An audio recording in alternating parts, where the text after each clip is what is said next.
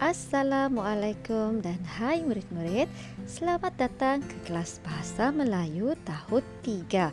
Pada hari ini kita akan cuba menghasilkan kerangka dan seterusnya membina karangan. Tajuk kita pada hari ini ialah usahawan kuih denderam. Cikgu yakin dan percaya murid-murid telah tahu apakah itu kerangka karangan. Kerangka karangan digunakan untuk merancang isi-isi penting agar karangan yang kita hasilkan lebih tersusun dan dapat mengelakkan isi atau idea yang berulang. Sebagaimana pentingnya pelan untuk sesebuah bangunan, begitulah pentingnya kerangka untuk sesebuah karangan. Mari kita teruskan aktiviti kita pada hari ini. Usahawan kuih denderam. Cikgu Surya meminta murid-murid tahun 3 angsana berkongsi maklumat tentang inovasi strategi perniagaan. Inovasi bermaksud kaedah mencari jalan untuk menghasilkan produk atau perkhidmatan yang lebih baik sama ada melalui pengubahsuaian atau penambahbaikan. Mari kita perhatikan kerangka, gambar dan juga contoh karangan yang telah diberikan. Pengenalan kepada cerita ini ialah Encik Nizam seorang peniaga yang kreatif. Beliau sentiasa ingin memajukan perniagaannya. Beliau bijak mengurus perniagaannya. Perenggan ini adalah perenggan pengenalan ataupun perenggan pendahuluan.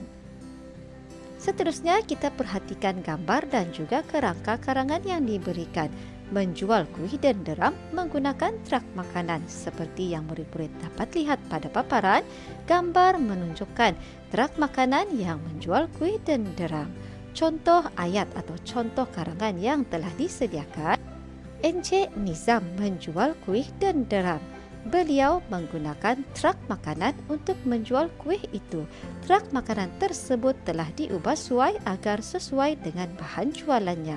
Jika kita perhatikan dalam perenggan ini telah dimasukkan kerangka ataupun ayat ataupun fasa yang telah disediakan dalam kerangka karangan tadi. Seterusnya, mari kita perhatikan gambar serta rangka karangan yang telah disediakan. Dalam gambar, kita dapat melihat Encik Nizam sedang menyediakan kuih denderam. Rangka atau fasa yang diberikan ialah menyediakan kuih denderam di dalam truk, menjual kuih denderam yang panas.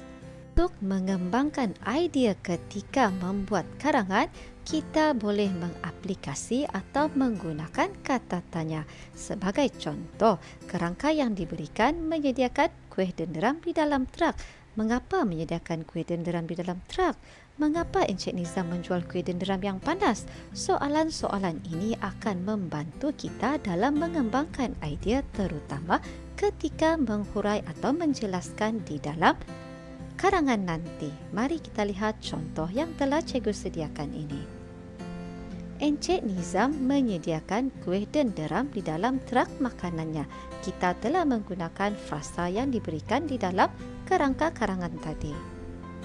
Semua proses menguli sehingga proses menggoreng dilakukan di dalam truk.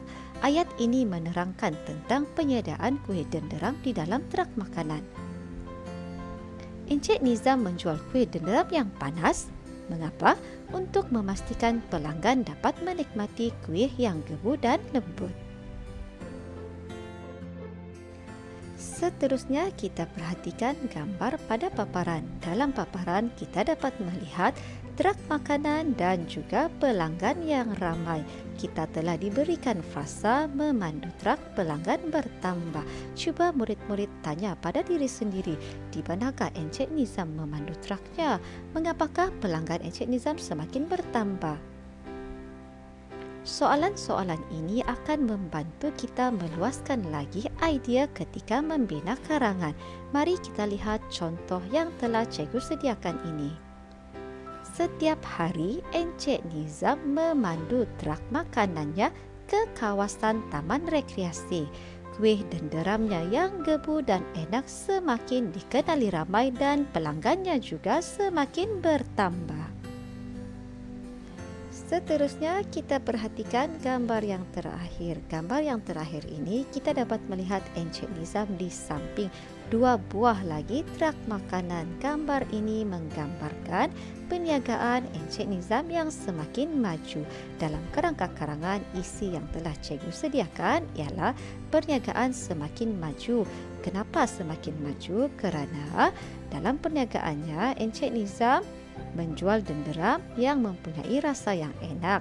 Truk dan kulit jualan juga bersih. Encik Nizam seorang yang mengutamakan kualiti. Bagaimanakah karangan yang boleh kita bina? Mari lihat contoh yang telah cikgu sediakan.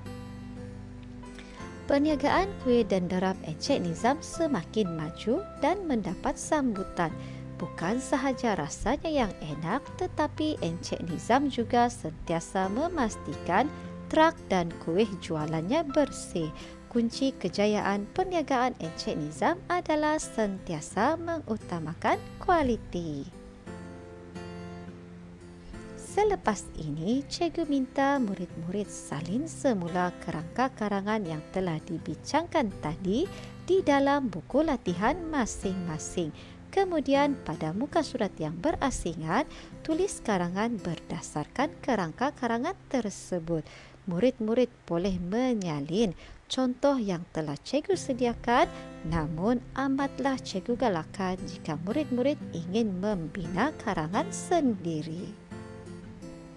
Baiklah murid-murid, selamat menyiapkan latihan. Tahniah, terima kasih dan kita jumpa lagi. Bye.